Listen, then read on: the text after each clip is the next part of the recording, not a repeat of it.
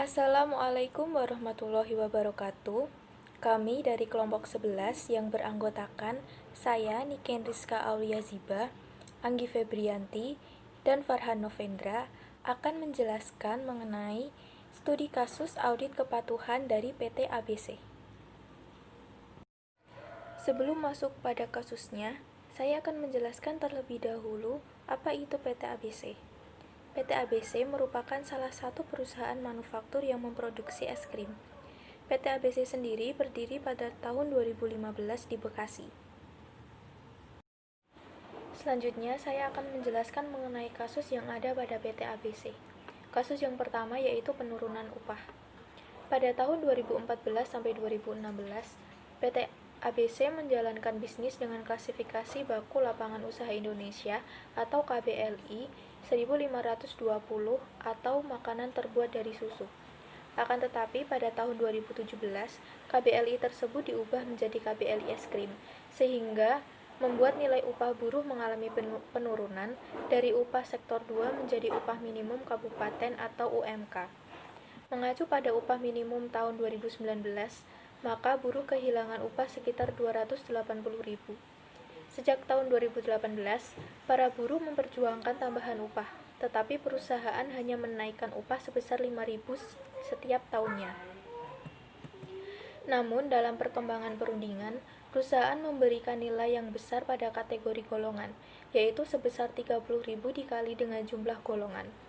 Kategori masa kerja hanya dihargai 5.000 per tahun. Untuk kategori pendidikan yang dihargai hanya S1, sedangkan kategori kompetensi tidak ada perhitungan. Kasus yang kedua yaitu mutasi, demosi, dan sanksi yang tidak proporsional. Sejak tahun 2018, buruh mengalami berbagai mutasi dan bahkan demosi. Pemindahan ini dilakukan secara sepihak dan seringkali ditempatkan di posisi yang lebih berat, yaitu ke bagian produksi. Ada juga yang didemosi setelah ikut mogok kerja, sehingga upah dan tunjangannya diturunkan. Seharusnya dalam melakukan mutasi, perusahaan membicarakan terlebih dahulu, memberikan training atau pelatihan yang memadai, serta memberikan surat tugas baru secara tertulis dan langsung ke pekerja. Selama ini, pengusaha selalu melakukan sepihak tanpa mendengarkan kondisi buruh yang bersangkutan. Kasus yang ketiga yaitu pekerja sulit mengambil cuti. Awalnya, prosedur pengambilan cuti sakit maupun izin di PT ABC lebih mudah karena pekerja hanya menyerahkan formulir kepada leader bagian dan perusahaan menerima surat keterangan dokter atau SKD dari klinik lain non-vaskes yang menggunakan biaya sendiri. Lalu kondisi ini diubah secara sepihak oleh perusahaan pada tahun 2018. Cuti harus diurus sendiri oleh pekerja dan SKD yang diakui hanya yang dari vaskes perusahaan. Klinik perusahaan maupun vaskes sangat membatasi dikeluarkannya SKD. Ketika pekerja sakit, klinik atau vaskes memberikan surat keterangan berobat atau SKB yang berarti pekerja dianggap kuat untuk bekerja di pabrik. Pekerja boleh beristirahat di loker atau pulang apabila benar-benar merasa tidak kuat. Cuti haid nyaris tidak dapat diambil sama sekali. Bahkan dianggap penyakit karena pekerja harus mendapatkan izin dari dokter klinik perusahaan untuk mendapatkan cuti haid. Kasus kelima yaitu bonus yang dibayarkan dengan cek kosong. Pada pemogokan yang terjadi pada penghujung tahun 2017, pengusaha melakukan diskriminasi dengan memberikan bonus kepada pekerja yang tidak melakukan aksi mogok sebesar 1 juta rupiah per orang. Karena itu, pekerja yang berserikat juga menuntut haknya atas bonus sebesar 1 juta rupiah tersebut. Selama 1 tahun, para buruh yang berserikat menuntut hal tersebut. Kemudian terjadi perjanjian bersama pada 4 Januari 2019 yang isinya bonus sebesar 6 juta rupiah untuk 600 orang akan dibayarkan dengan cek. Tetapi setelah akan dicairkan, ternyata cek tersebut tidak terdaftar resinya. Selanjutnya, hal itu dikonfirmasikan kepada pihak perusahaan, tetapi pihak perusahaan mengatakan bahwa perusahaan pembayar sudah tutup.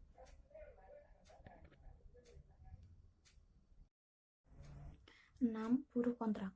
Terdapat 22 buruh anggota Serikat Gerakan Buruh Bumi Indonesia atau SGBBI PT ABC yang dipekerjakan sebagai pekerja kontrak.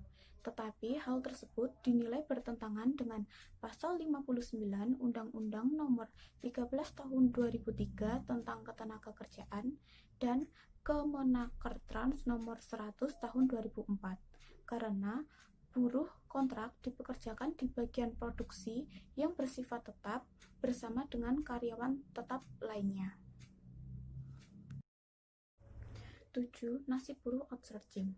Untuk menggantikan pekerja yang dikenai PHK, PT ABC mendatangkan buruh outsourcing dari Jawa Timur yang ditempatkan di penampungan yang dihuni oleh sekitar 40 pekerja.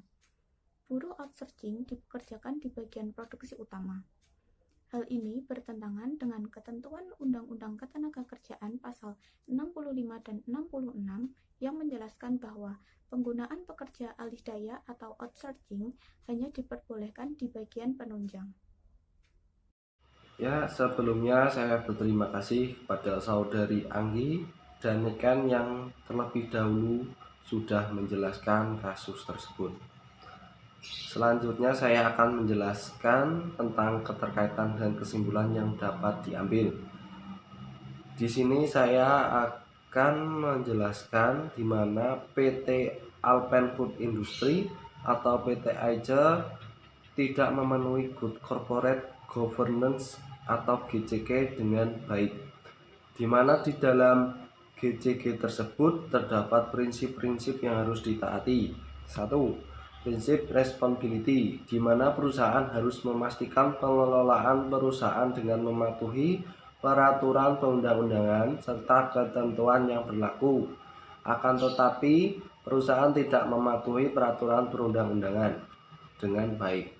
Yang kedua, yaitu prinsip independensi, di mana perusahaan harus mandiri di setiap bagian perusahaan supaya dapat bertugas dengan baik dan mengambil keputusan yang baik juga bagi perusahaan.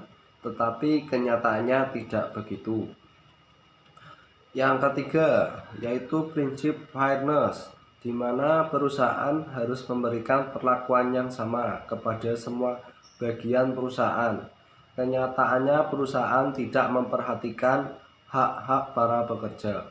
Selain itu juga PT Alpen Food Industry atau PT AICE juga melakukan ethical governance, di mana perusahaan kurang memperhatikan tata kelola yang etis.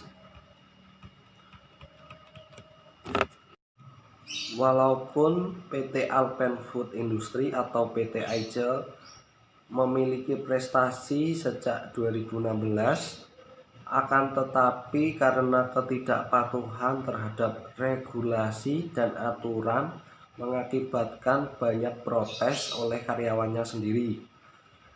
Misalnya 1. Penurunan upah, 2. Mutasi, demosi, dan sanksi yang tidak proporsional, 3. Sulit mengambil cuti, 4. Buruh perempuan hamil dipekerjakan pada malam hari, 5. Bonus dibayarkan dengan cek kosong, 6. Buruh kontrak, dan 7. Nasib buruh outsourcing. Dari masalah tersebut, saran yang bisa diambil yaitu 1. Bersikap adil kepada setiap karyawan dan memperlakukan karyawan sesuai dengan UU yang berlaku. 2. Mempertimbangkan pengambilan cuti untuk pekerja perempuan yang hamil ataupun haid. 3. Lebih memperhatikan keselamatan dan kesehatan para pekerja. 4. Tidak hanya mengutamakan kepentingan pihak-pihak tertentu, tetapi pihak lain juga diperlukan. Yang kelima, mendengarkan keluhan-keluhan yang dirasakan oleh para pekerja. Sekian yang saya dapat sampaikan. Akhirul salam. Wassalamualaikum warahmatullahi wabarakatuh. Terima kasih.